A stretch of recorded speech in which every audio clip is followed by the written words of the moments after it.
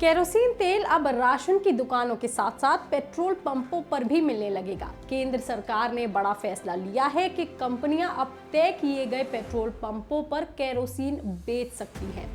सवाल ये है कि जब सरकार ये कह चुकी है कि देश में एलपीजी की कमी नहीं है, तो केरोसिन क्यों बांटी जा रही है?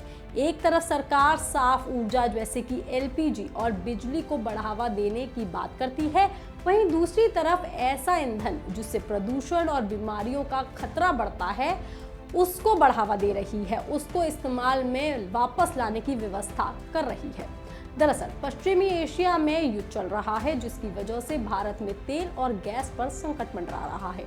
इसी स्थिति से निपटने के लिए केंद्र सरकार कई कदम उठा रही है, जिनमें से एक ये भी है कि अब केरोसिन तेल बड़े स्तर पर बिकने लगेगा।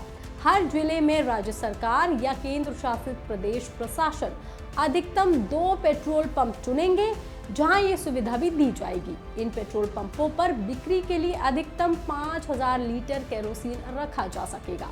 सरकार ने इसकी सप्लाई को आसान बनाने के लिए 60 दिनों की सार्वजनिक वितरण प्रणाली यानी कि पीडीएस के नियमों में ढील दी है, ताकि जरूरतमंद परिवारों तक तेल समय पर पहुंच सके।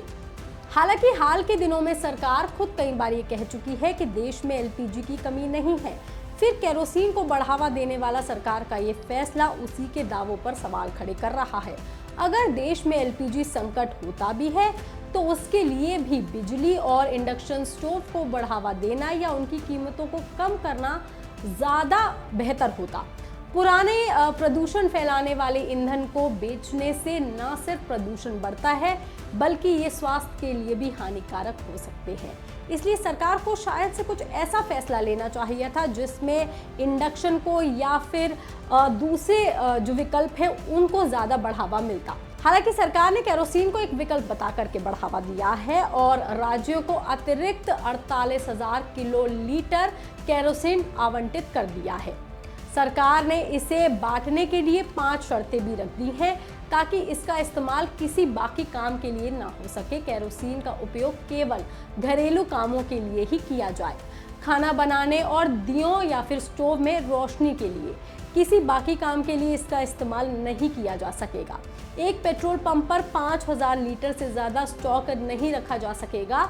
सभी सुरक्षा नियमों और संचालन गाइडलाइन का पालन करना जरूरी है। साथ ही केरोसिन के स्टॉक, सप्लाई और वितरण का पूरा रिकॉर्ड रखना भी जरूरी होगा। प्रशासन और संबंधित एजेंसियां कभी भी इसकी जांच कर सकती हैं, इसलिए इन सारे नियमों का पालन भी आपको करना जरूरी होगा। सरकार का कहना है कि एलपीजी की मांग कम करने के लिए केरोसिन और कोयले जैसे विकल्प ईंधनों का इस्तेमाल बढ़ाया जा रहा है, ताकि आम लोगों को खाना पकाने और घरेलू ज़रूरतों के लिए ईंधन मिल सके। लेकिन इसमें एक बड़ा सवाल ये भी है कि ज़्यादातर लोगों के पास स्टोव या पुराने चूल्हे हैं ही नहीं, जिनमें केरोसिन का इस्तेमाल होता था। ऐसे में अगर केवल केरोसिन या फिर कोयले को विकल्प के रूप में दिया जाएगा, तो लोगों को फिर से वही समस्या का सामना करना पड़ेगा। उन्हें फिर से नए चूल्हे और स्टोव खरीदने पड़ेंगे, जिनमें ये केरोसिन या फिर कोयले यूज़ होते थे।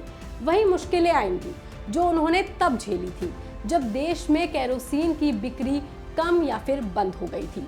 मीडिया रिपोर्ट्स के मुताबिक भारत में केरोसिन की बिक्री पूरी तरह से एक साथ देश भर में बंद नहीं की गई थी, बल्कि इसे चरणबद्ध तरीके से बंद किया गया था। केंद्र सरकार ने साल 2015 के बाद उज्ज्वला योजना और बाकी ऐसी तमाम योजनाओं के जरिए एलपीजी और बिजली कनेक्शन को बढ़ावा दिया था।